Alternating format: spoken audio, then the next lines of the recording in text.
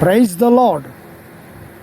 రోమాపత్రిక 6వ అధ్యాయము 12, 13, 14 వచనాలు మనం చూసుకున్నట్లయితే, ఓ యవనస్తురాలా, ఆయన ఇచ్చిన ఈ సాధనాలు, శరీర అవయవములను చాలామంది దుర్నీతికి వాడుతున్నారంట.